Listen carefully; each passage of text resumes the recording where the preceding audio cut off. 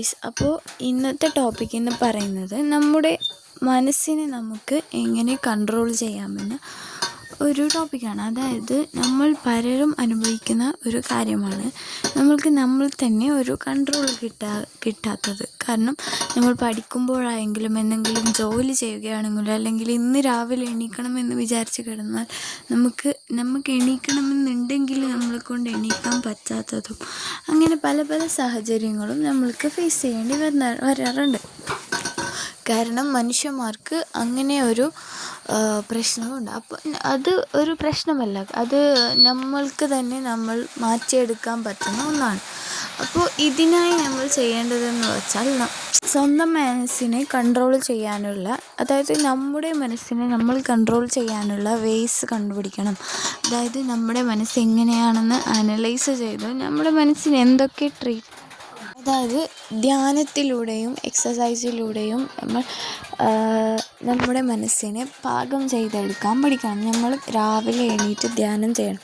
ഈ ധ്യാനം ഒരു നല്ല ഒരു കാര്യമാണ്. കാരണം നമ്മുടെ മനസ്സിലേക്ക് ആ ധ്യാനത്തിലൂടെ പല മാറ്റവും വരാറുണ്ട്. അപ്പോൾ ധ്യാനം ഒരു ബെസ്റ്റ് ഓപ്ഷനാണ്.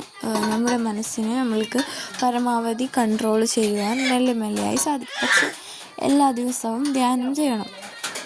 എന്നിട്ട് നമ്മൾക്ക് പിന്നെയുള്ള ഒരു സൊല്യൂഷൻ എന്ന് പറയുന്നത് നമ്മുടെ മനസ്സിനെ തന്നെ പറഞ്ഞു പഠിപ്പിക്കലാണ്. എന്നിട്ട് നമ്മളത് ചെയ്യാനുള്ള ആ ഒരു പവർ വേണം നമുക്ക്. കാരണം നമ്മൾ ഒരു കാര്യം ഏറ്റെടുത്താൽ ഇതിപ്പോൾ ചെയ്യും, എന്തായാലും ചെയ്തേ പറ്റൂ എന്ന ആ ഒരു മെൻറ്റാലിറ്റിയും മൈൻഡ് സെറ്റും വേണം.